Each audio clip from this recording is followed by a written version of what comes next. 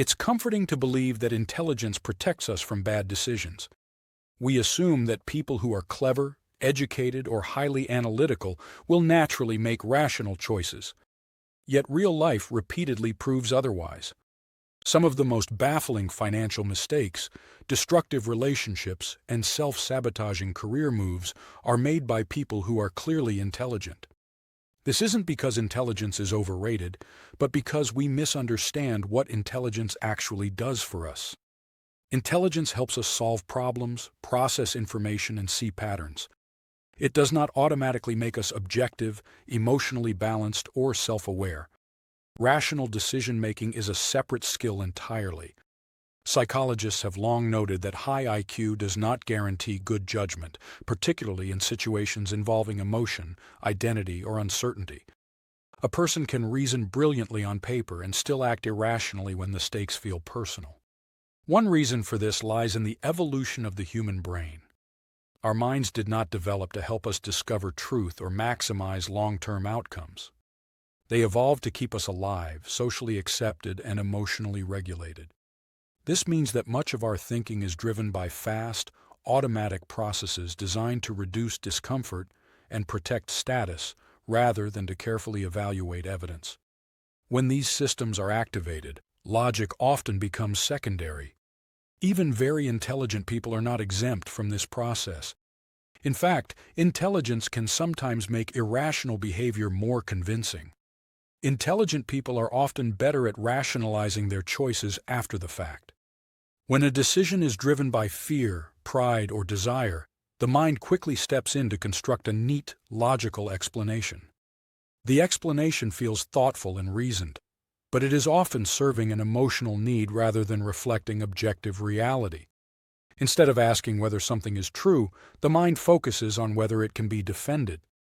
This tendency is particularly strong when a decision is tied to identity. Humans are deeply motivated to see themselves as consistent, competent, and sensible. For intelligent people, being the smart one can become a core part of self-image. Admitting uncertainty, error, or emotional influence can feel threatening, so the mind resists it. Evidence that challenges a decision may be ignored or reframed not because it's weak, but because accepting it would require revising how we see ourselves.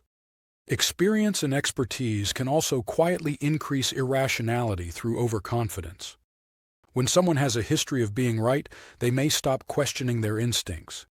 The belief that "I've handled harder things than this" reduces curiosity and careful checking.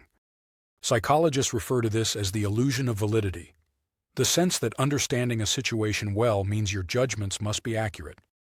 In complex areas of life, this confidence can be misleading, as uncertainty remains high regardless of intelligence. Emotion plays an even larger role than most people realize. Neuroscience shows that emotional brain systems often activate before conscious reasoning does. By the time we are aware of deciding, the direction has often already been set. Logic then steps in as a narrator, explaining why the decision makes sense.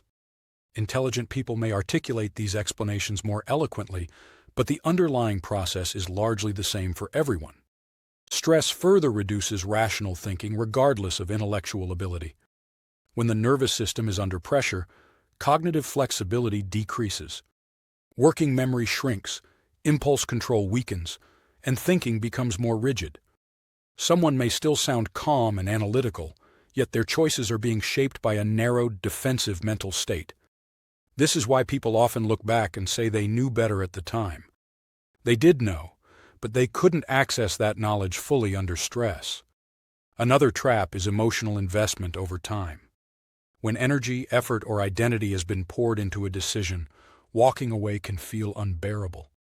Intelligent people may recognize warning signs but continue anyway, convincing themselves that persistence is rational. In reality, the mind is often protecting itself from the pain of admitting that a past choice was costly or flawed.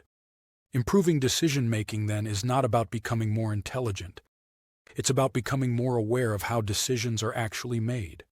Slowing down when emotions are strong, creating distance between identity and outcomes, and deliberately questioning one's own certainty all help.